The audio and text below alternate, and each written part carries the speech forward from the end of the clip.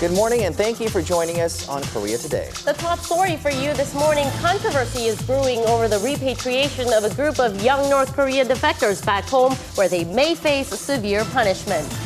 Meanwhile, the National Tax Service has launched an official probe into the growing tax evasion allegation. More coming up in the headlines. And on In Print today, revising hourly labor. The Employment Ministry takes its cue from a certain European country. Coming up.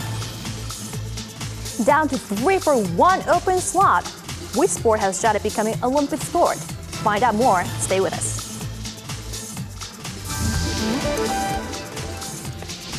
It has 3 different faces, all with hidden characteristics. We show you one of the iconic buildings of Seoul, the Dongbu Financial Center, inside and out.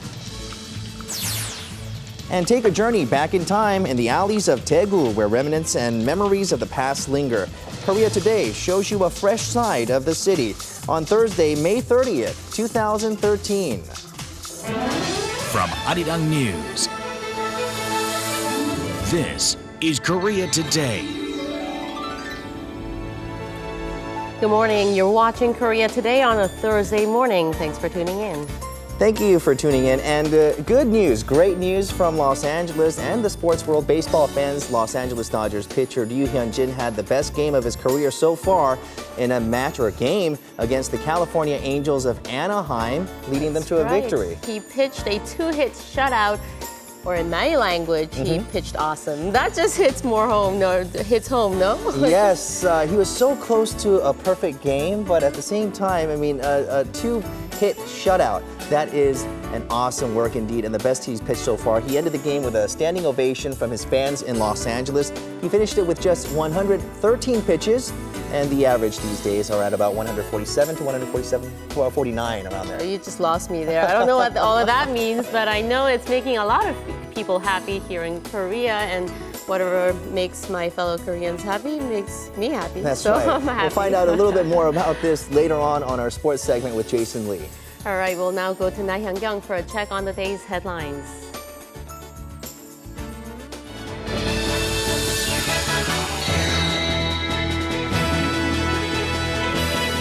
9 young North Korean defectors who were caught in Laos have been repatriated to Pyongyang, according to a South Korean government official. This comes after the group were caught on their journey to defect to South Korea and were sent back to China on Monday. Despite Seoul's efforts to stop China from sending them back to North Korea, sources say the options were limited as they were already accompanied by North Korean personnel. But controversy is brewing, with some questioning whether the South Korean government tried its best to secure the safety of the young defectors. The South Korean embassy said it was okay to tell local police that the group is from North Korea, but when I told them, they looked startled. The embassy said everything will be fine and told me not to overreact. Now, the South Korean government reportedly explained it was quite customary for Laos to release North Korean defectors after keeping them for a short period of time. But this time, the immigration had refused to hand over the defectors. The prosecution's investigation into one of the country's biggest conglomerates, CJ Group, is ongoing. On Wednesday, the prosecutors raided the residence of the group's chairman, Lee Jae-hyun, over allegations his company managed a massive overseas slush fund. The headquarters of one of the country's major banks, Shinhan Bank, was also raided over allegations it unfairly gave loans to one of Lee's companies based in Japan. He is suspected of creating slush funds under borrowed names in overseas bank accounts and using insider information to manipulate the stock price of CJ Group. Prosecutors are said to be preparing to summon Lee and other company officials next week.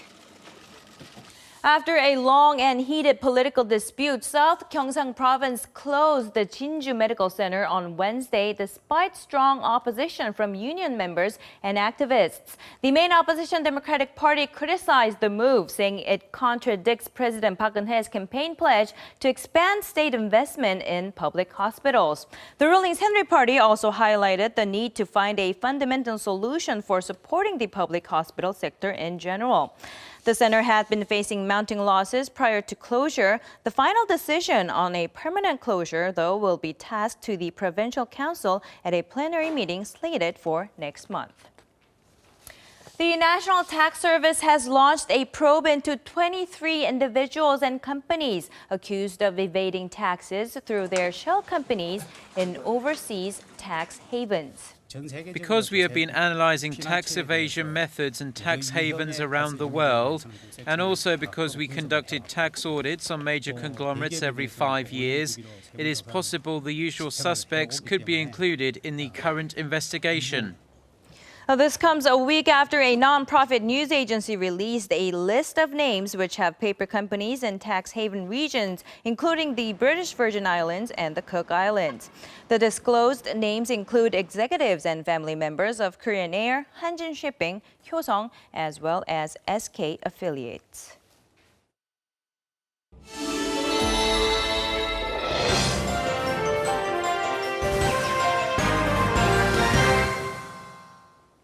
Good morning, everyone. We do have a mixed bag of front page stories today, and among them is, of course, a story you've already heard about, Yoo Hyun-jin's first shutout in Wednesday's game that pitted the LA Dodgers against its arch rival, the Los Angeles Angels. It's on 경향신문's front page, and so it is on 동아일보, giving pitcher AJ Ellis a great big hug. You can see him doing there. Now, of course, our sports guy Jason Lee will have much more on the why of this hug, so coming up, stay tuned for sports. Let's go ahead and take a look at the headline above the image. The other big story concerns the group of 9 young defectors that we learned were repatriated back to North Korea on Tuesday. The headline reads, among young defectors was son of Japanese abductee. It reports that Seoul's intelligence officials are considering information that one of the 9 repatriated back to Pyongyang has a Japanese mother whose name is noted as a Japanese national who was kidnapped to North Korea in the 1970s. And the paper says that if this is proven to be true, the diplomatic implications could be significant. And scooting over to 조선일보 now, it also has a story on the group of young defectors right here, highlighting that the South Korean government was clueless on the situation for a whole day.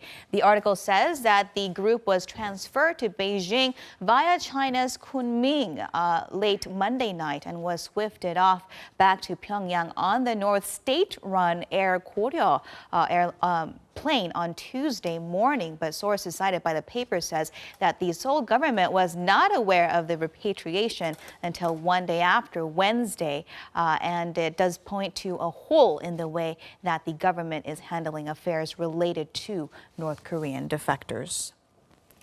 All right, we'll go ahead and scoot over to 경향신문 now. As you can see, another victory image there. There's also a story on part-time or temporary labor here in Korea. The headline reads, on hourly labor, Netherlands model pursued. Now, the article quotes Employment and Labor Minister Pan Ha-nam as saying that he will realign regulations and the institution to make way for a hourly work system that is not treated differently from or inferior to regular permanent positions. He told reporters yesterday that the Dutch hourly system doesn't discriminate on wages, welfare, and advancement, whether one holds an hourly job or a full-time permanent one, and it also allows easy movement from one form of job to the other as desired. It notes that the Netherlands has one of the highest proportion of hourly workers at 37%, which also includes office work and professionals rather than simply temporary blue-collar manual work that is typically associated with hourly work here in Korea.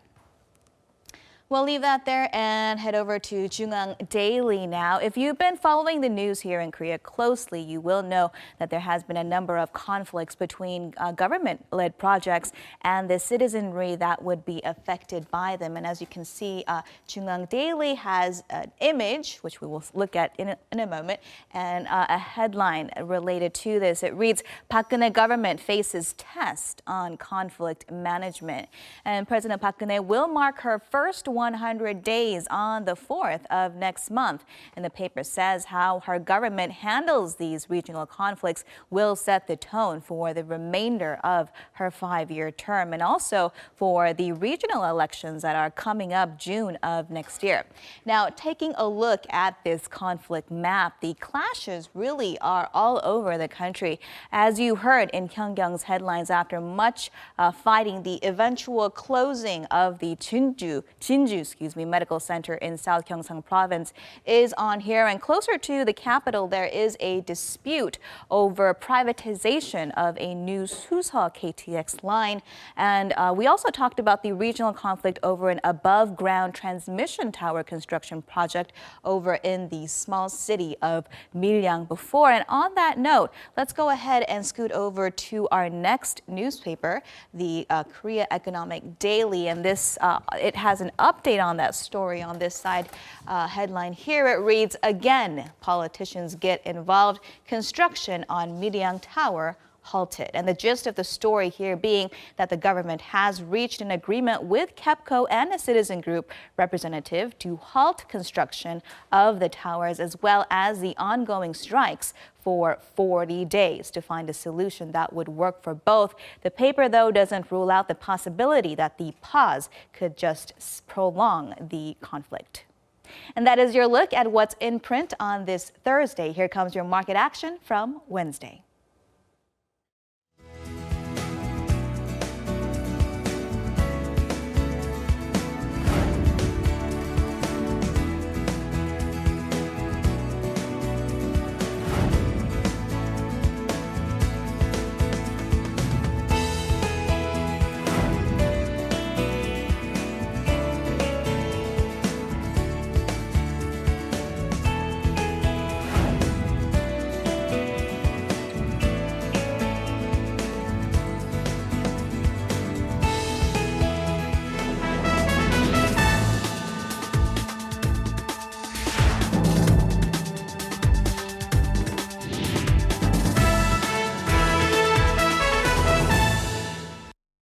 Now, today, an independent nonprofit news organization is set to unveil a third batch of names of companies and individuals suspected of evading taxes through overseas paper companies. We have an expert joining us shortly, but let's take a look at a video first.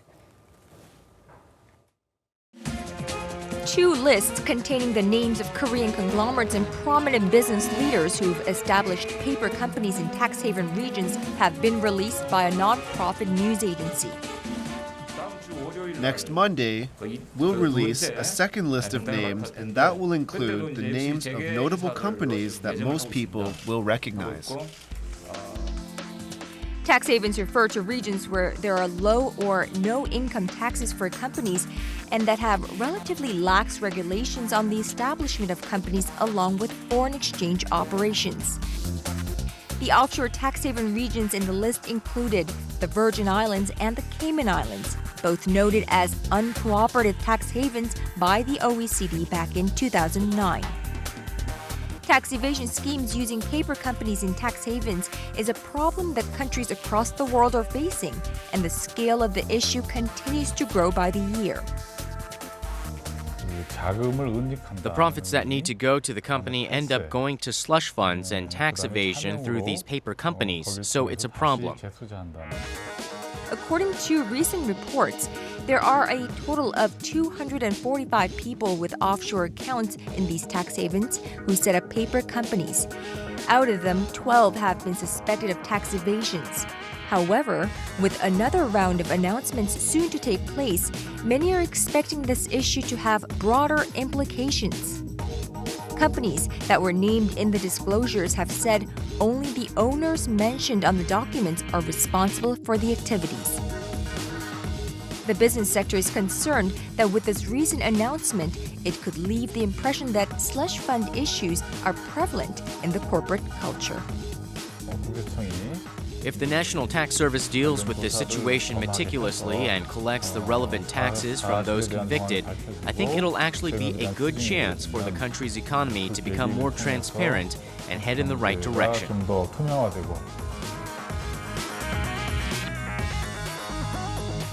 And joining us in the studio is Dr. Lee Jong-un, Professor of Economics and Trade from Sejong University. Thank you very much, Doctor, for being here.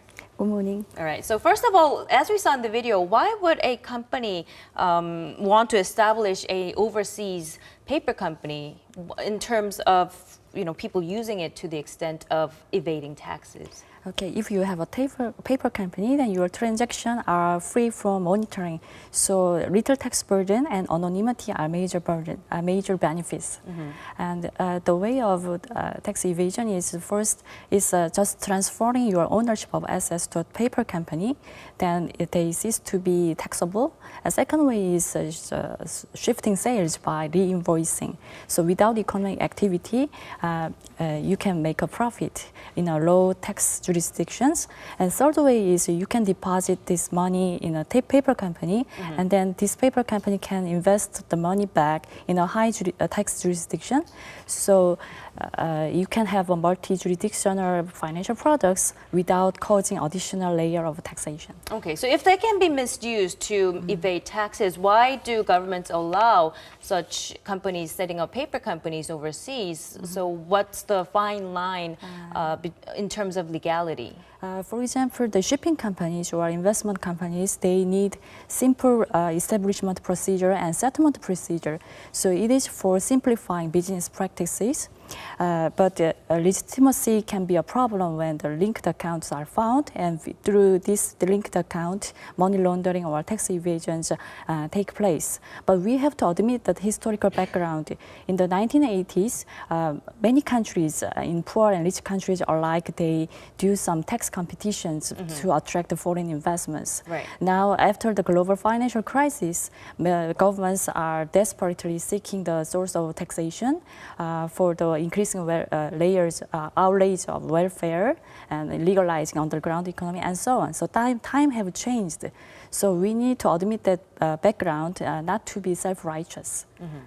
The most often commonly cited maybe tax haven is the British Virgin Islands, but there are grades in terms of the severity, or I don't know, you will probably tell me how they are graded or rated.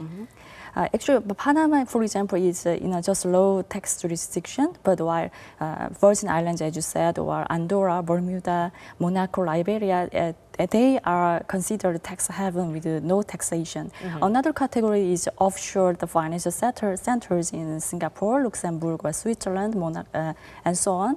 Actually, this is defined as the area with a huge financial sector on a scale that is incommensurate with the size of population.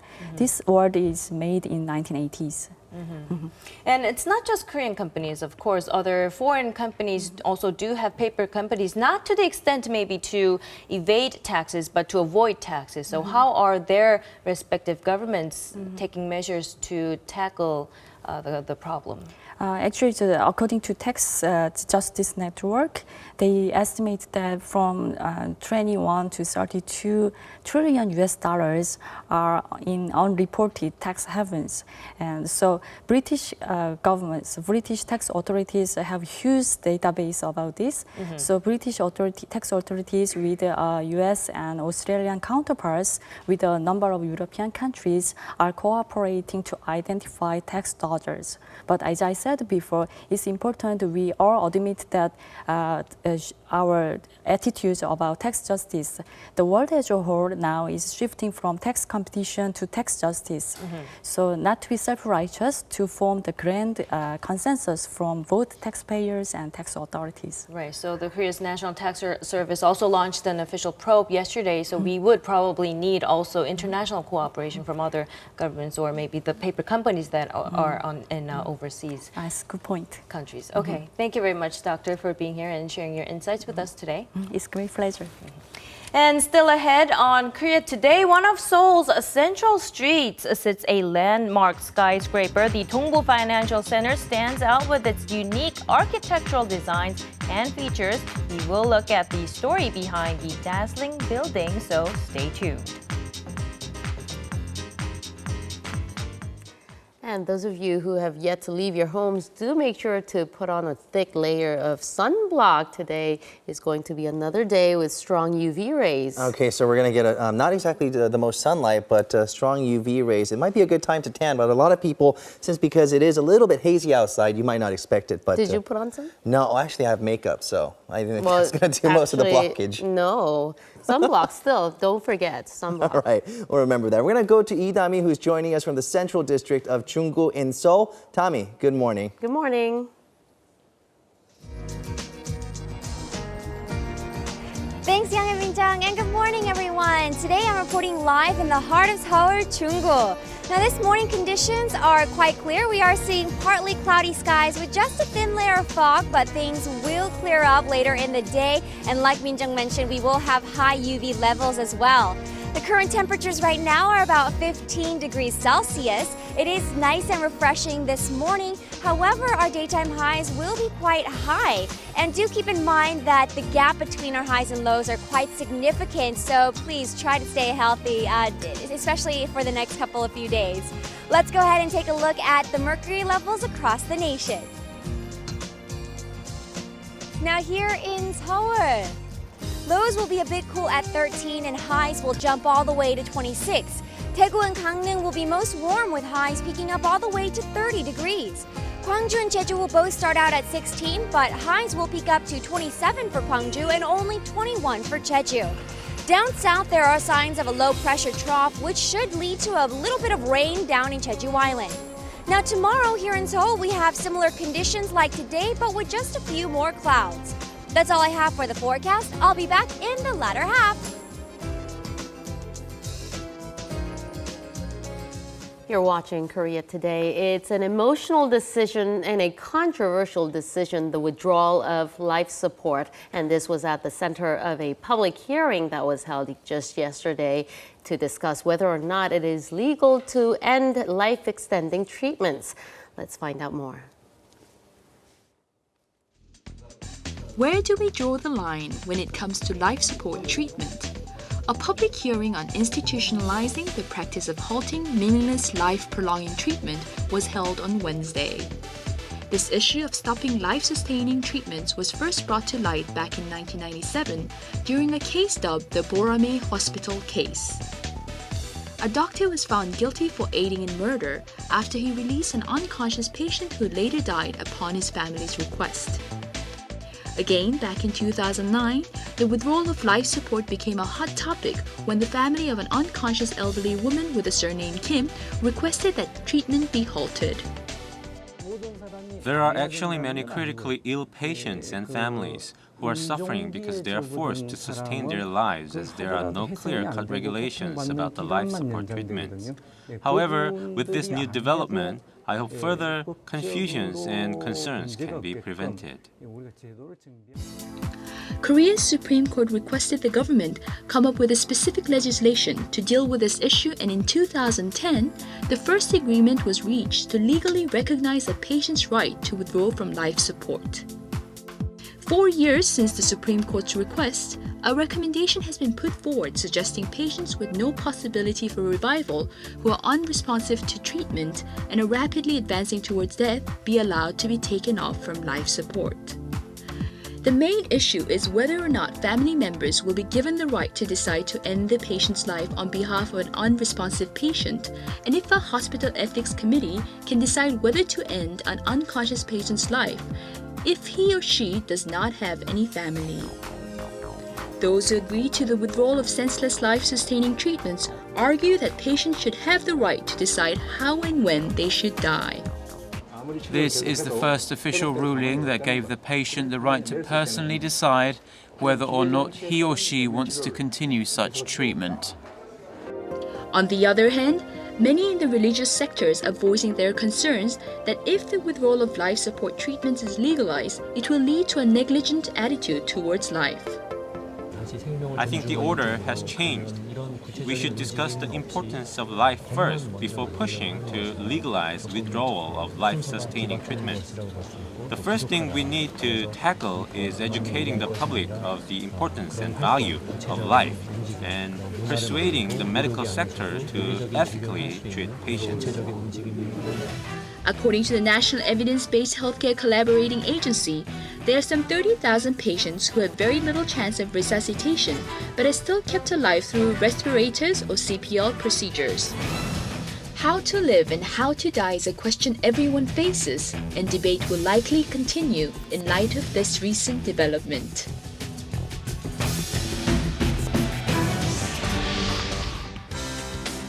Take a historic tour around the back alleys of Daegu City, ranging from the independence movement in Korea to past footsteps of notable artists in the city. We take you there to experience a different era with a different theme. Good morning to you all, and this could be a landmark morning for sports fans and athletes dedicated to their sports. The International Olympic Committee has just announced which sports they've chosen to put to a vote for addition to the 2020 Summer Olympic Games.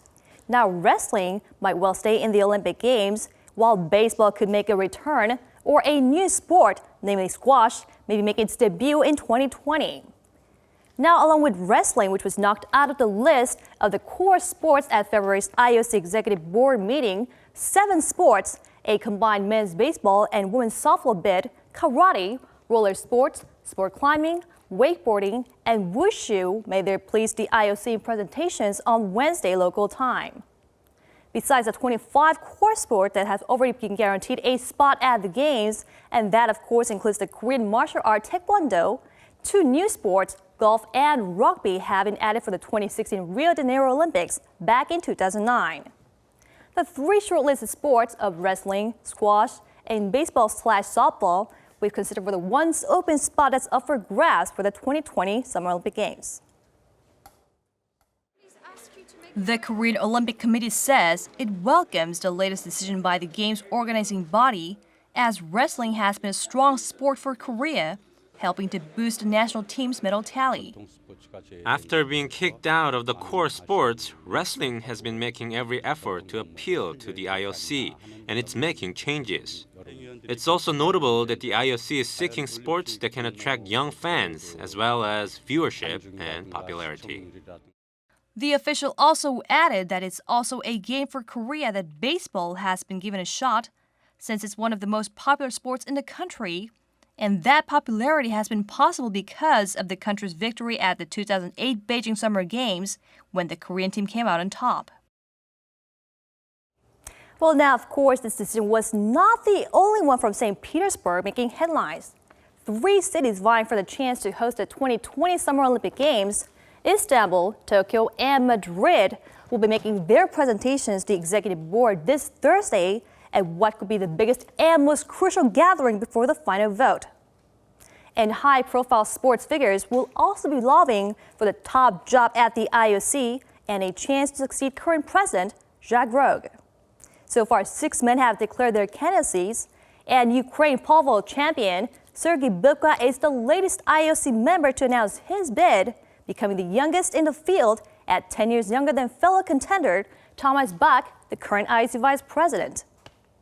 Now, all of these lobbying efforts will bear fruits at the next IOC session in Buenos Aires in September 7th to 10th, when the IOC makes its final decisions on the one sport that we added to the Olympics roster, the host city for the 2020 Summer Olympics, and the sporting bodies determine.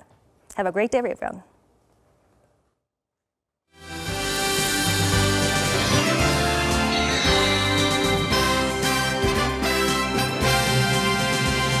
Yeah, maybe I'm a little bit biased, but obviously it'd be absolutely ridiculous if any of those sports other than wrestling are in there. Come on. Anyways, well, let's talk about Korean athletes that the Korean media like to hype compared to those that the Korean athletes that the foreign media take notice of. Ri Hyun-jin certainly making a case for the latter. Yesterday morning, he faced a tough Angels lineup that scratched slugger Josh Hamilton because of back spasms, but still, you know, they simply replace him with JB Shuck, who's hitting .304 on the season. That is how good this Angels team is. Absolutely ridiculous, but Ryu Hyun-jin got the better of them despite them using 8 right-handed batters in their lineup. Ryu Hyun-jin went the distance, throwing his first complete game shutout of the season, a 2-hitter with only Howie Kendrick and Chris Iannetta reaching base. Reigning MVP Mike Trout, 0 for 4. 3-time MVP Albert Pujols, 0 for 3. Ryu Hyun-jin dominated arguably the most potent offensive team in the game, striking out 7 and facing just 29 batters, 2 hits shy of a perfect game. Ryu normally throws around 90 miles per hour, but he was hitting the mid-90s even late in the game. My speed today was the fastest yet. Having that speed made it easier to face each batter. Big difference. And you've seen a couple of times with Kendrick, who's a pretty good changeup hitter, and he throws him 95s, and it's just a big difference in speed, and he's really good at locating tonight. It seemed like he just had a little extra. Ryu's next game will be Monday morning, 5 a.m. Korean time in Colorado, arguably the most hitter-friendly ballpark in baseball, so he's going to have to be sharp once again.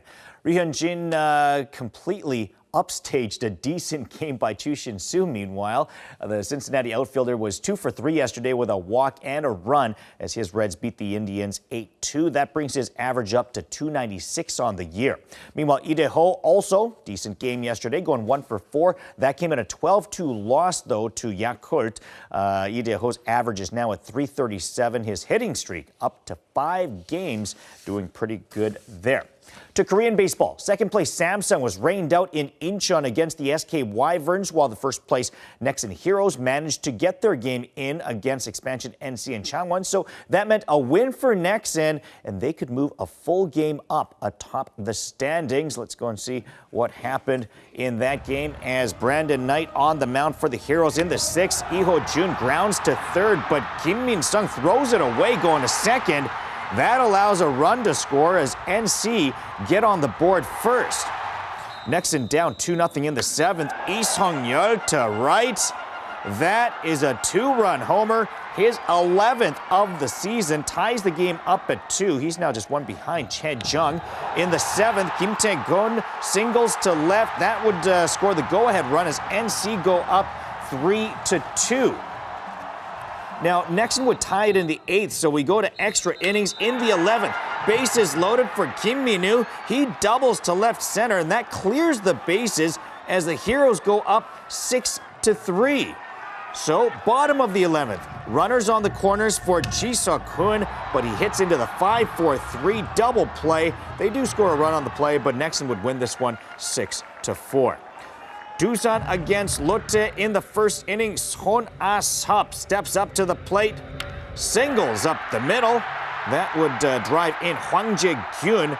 Son's average now .335. That's tops in the league now. In the 6th, Lee Jae-gon strikes out Kim Hyun-soo with a man aboard, just his 3rd K of the game. And the next batter, Hong Sung-hoon, goes down looking as Lee Jae-gon would throw 6 1/3 innings of 1-hit ball. In the 8th, Park Jong-yoon adds to the offense, single to left center. That would score Son Ah-sup and Kang Min-ho. Look to hang on to win this one 3-0. Hanwha at LG in the first. Chung Hee-yoon singles to left. That scores Honju in. Twins up 1-0 early on. And then in the 4th, Kwon Yong-kwon leads off the inning with this. No doubt about it. His 2nd home run of the year. LG go up 4-0. Hanwha do get a bit of it back in the 6th as Lee Dae-soo goes deep. That's his 2nd homer of the year as well. It's a solo shot as it makes it 4-1. But LG just too strong in this one. They put it away in the 7th. 2 men on for Lee Byung-gyu. He drives this one to right. That scores both of the runners. LG cruise to victory 7-1.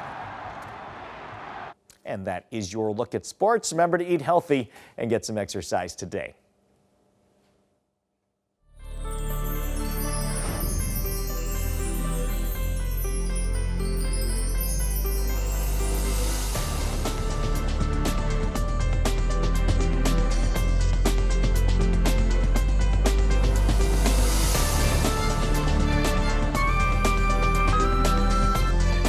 Now it's time to learn and find out about new designs, unique designs and such on Design Korea. And today we'll be looking at architectural design. Right, and joining us today is architect Han Ji-seop. Thank you for joining us. Good morning. Good morning. Good morning. Hi, I'm going to talk about today the Dongbu Financial Center in Taenan-ro. Okay. Let's go take a look at the video and what kind of architecture feature it has. Countless skyscrapers line the streets of Seoul. However, most of these buildings differ in height and size, and a lot of them look very similar. But more recently, we're seeing buildings with one-of-a-kind designs. The design of Dongbu Financial Center in Gangnam, Seoul, Korea opened this new architectural era. This building has a layered mass-like design which implemented to highlight the building's architectural design aspects. The building was designed between 1996 and 1998 and was completed in 2002.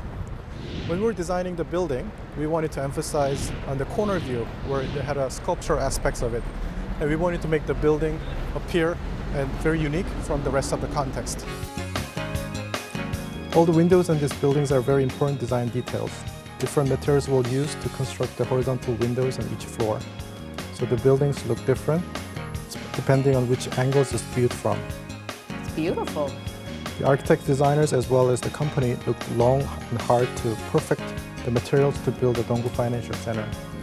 There's a step-by-step process. It took 3 years to design and 3 years to finish the construction.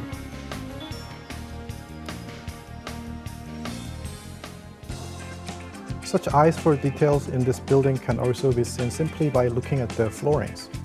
The floor is made with a multi-layered glass material and is also safe during the winter season as it has anti-slip patterns. It also connects the east and west side of the building. The beautiful Korean traditional glass wall is an eye-catching element in the building. This wall specifically features a Korean traditional quilt-style patchwork called the jogakbo.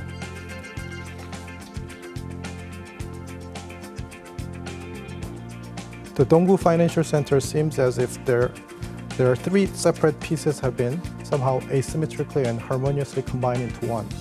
It is considered a new take on architectural design in Korea.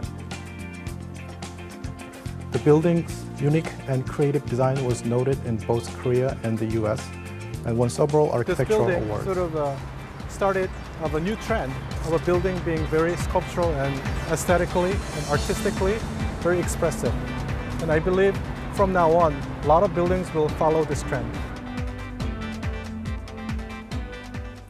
The Dongbu Financial Center. It definitely sets itself apart. It's a fine-looking building, and you're the man behind this building. You're the senior architect who designed this building. So what were some of the key points that you focused on when you designed this building? Well, the chairman wanted to represent the company. It was a headquarters building, and he wanted to make the building appear from the rest of the context. We concentrate on looking at the corner view and make it appear very attractively from the rest of the context. Well, it is unique indeed, and I think the chairman got exactly what he was asking for. But it's also covered with glass. I mean, basically, it's everything about it is the exterior is made of glass there. Why did you decide on this, or was it the chairman's idea also?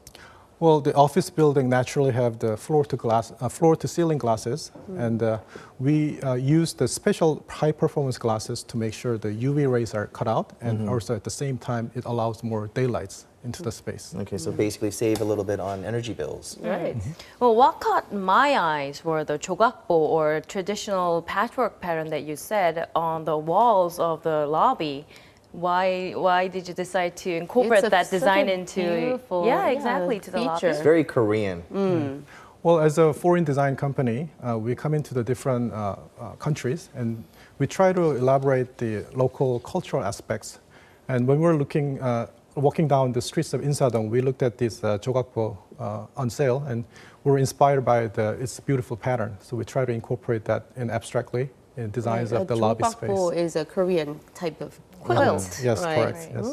So it's beautiful how that's been translated into a building and into the architect. Now, I mean, at first glance, you don't really realize it, but then when you do look at the jogakbo and the pictures of it, and then you just go, wow, you know, this is a lot of different elements of the Korean culture and tradition just was bam in there. And you were the chief architect of this building. Now, where would you say is the place to be to enjoy this building the most? Well, as I mentioned earlier, the corner view is the most important view of the building. And from the intersection of those two big boulevards, looking up towards the building will have the attraction catch in your eyes. I see. So we're on Tehran Road right now, this footage that's going out. And so that's where you should be standing to enjoy this building? Yes. Exactly, correct. Wow, it's a fine looking building. I'll say that again. Thank you. I think it's a building that you can enjoy from any angle. That's it just true. stands out right there, one of the Right. tallest buildings in the area. And the man behind that building, architect Han Ji-seop, thank you for your time this morning. Well, thank you very much for having me here. And see you next week. See you next week. All right. And then now it's time to go back over to Lee-Da-mi, who is joining us from Seoul Plaza Square. She is at another festival, one festival after another. She was at the Marine Festival yesterday where she got the mud pack. That must have been good for her skin. But today she is at the Agro City Seoul Festival, which sounds like a bit of fun too. Yeah, it sure does. We'll find out a bit more about it. It starts in 4 days. Well, it actually starts now and it goes on for 4 days. So over to you, Tommy.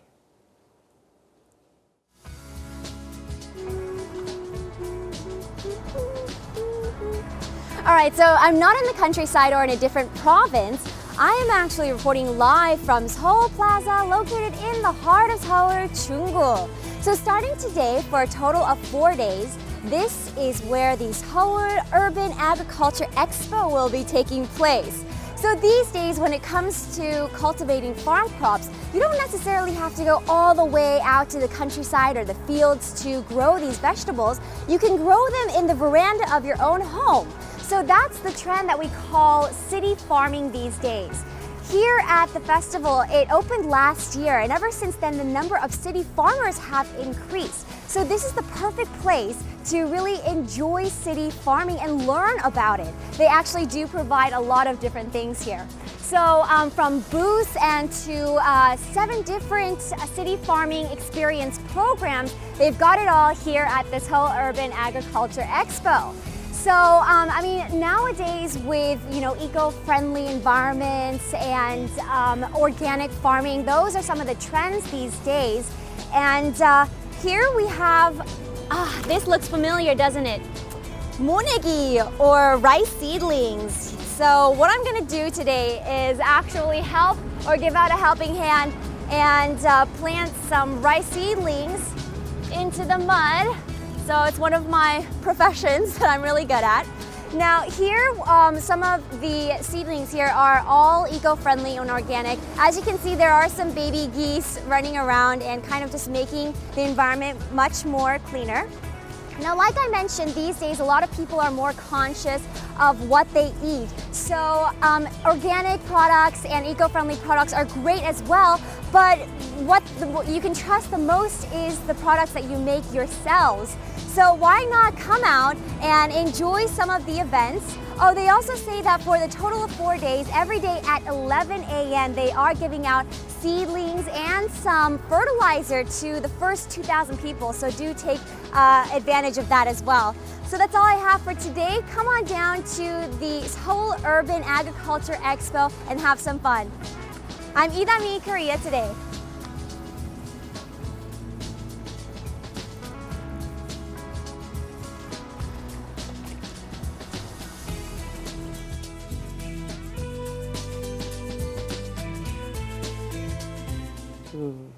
All right, well, we just looked at the Dongbu Financial Center and we're seeing more and more skyscrapers for sure, but nothing can beat the romance and nostalgia that comes with street alleys and street corners. Exactly. You don't see those old street corners and the alleys that you just talked about that much anymore. But we're going to go to the Daegu Chunggu Alley tour, and this is an area where you can actually witness the 100-year history of the Catholic culture in Daegu. And joining us is Francois Sakely. Good morning. Good morning.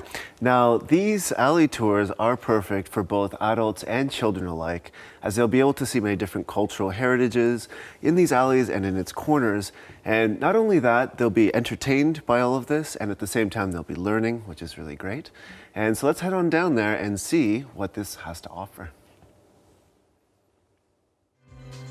Daegu is one of the 6 largest cities in Korea and plays a pivotal role in North Gyeongsang Province. From being a leader in the nation's textile industry to hosting the IAAF World Championships back in 2011, this dynamic metropolis has received much attention. But recently, the city has created a Daegu Junggu Alley tour where tourists can experience Daegu's century-old history and traditions. Within the alleys, visitors can experience the past and present of the old and new Daegu.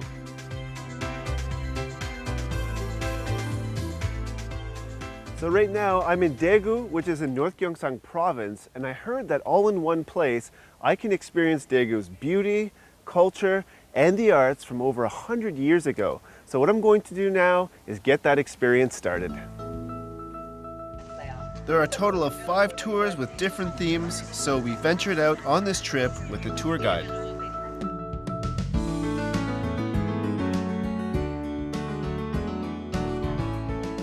The alley tour starts here at the Western-style Switzer's house that foreign missioners built and lived at in 1910. Today, it has become a missionary museum and displays pictures and artifacts. Also, the Chamness House has transformed into a medical museum, and it houses actual medical devices used back from 1890 to 1900.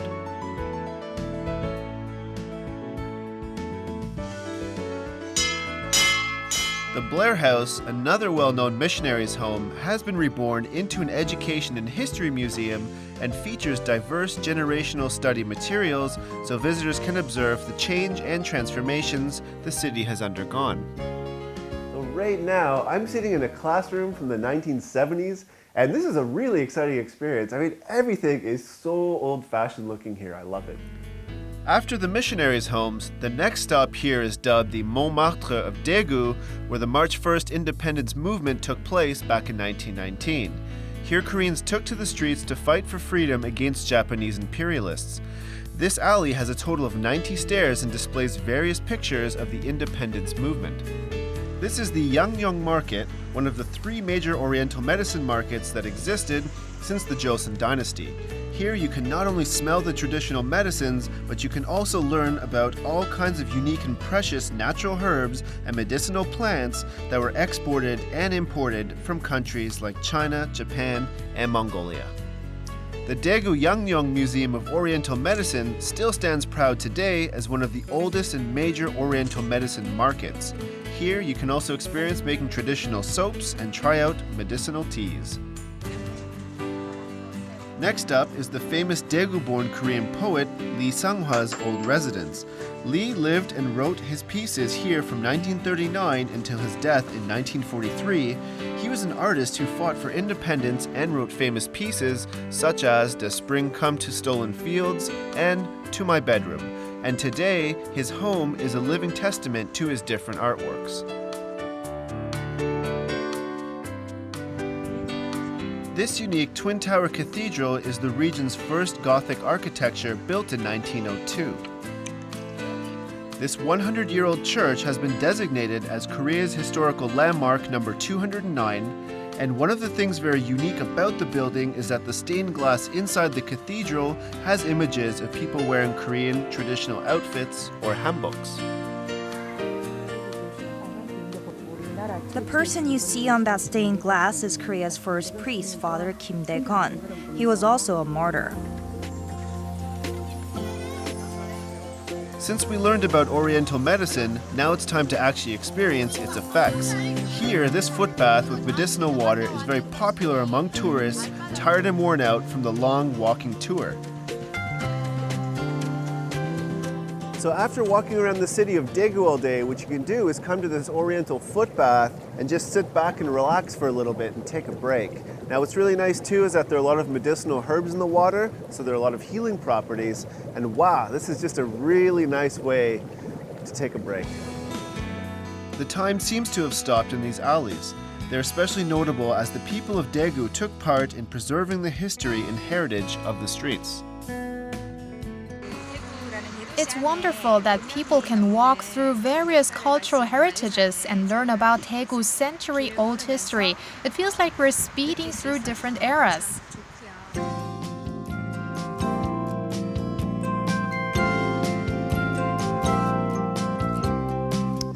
Arirang. So what was it like walking down the alley of Montmartre, as you said it in the video, of Korea?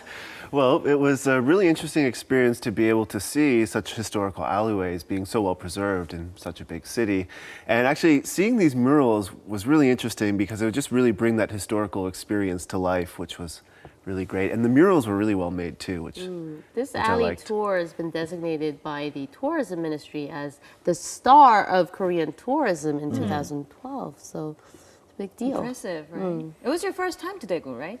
That was my first time, actually. I've not been there prior to this. So. Well, I mean, tell us what you noticed in the difference between the streets and alleys of Seoul and also the alleys of Daegu. I'm sure there was a big difference in ambience and such.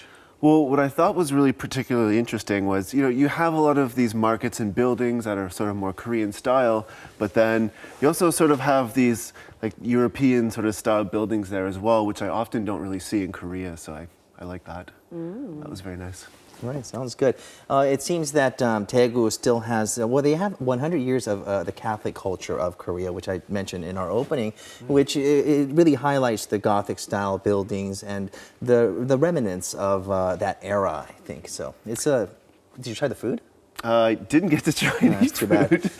But actually, if you do want to actually find out, you want to learn more about these alley walks in more detail and the history and the background behind it, what you can actually do is, if you're a group of over 10, you can actually book a walking tour guide by phone or by internet, which is really great. And actually, if you happen to not go with a walking tour guide, what you can do is download a smartphone application, and it'll actually give you some information about the tour as well. So. Well, everything's on applications, on these smartphone applications. I also understand that the tourism, the amount of people that are going to this Daegu walking tour is increasing by the day. So.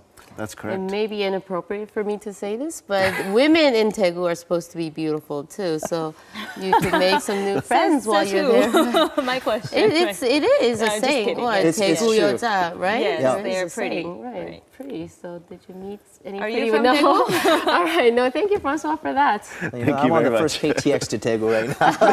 Minjung is from Daegu. See, that is Right my there. speculation. She's from What I said is appropriate. What you said is inappropriate. All right. Sounds good. Thank you again, Francois, for joining us. Thank you very much. That brings us to the end of this edition of Korea Today. And we'll see you back here tomorrow exactly at 7 a.m. Thanks for watching. See you tomorrow. Bye-bye.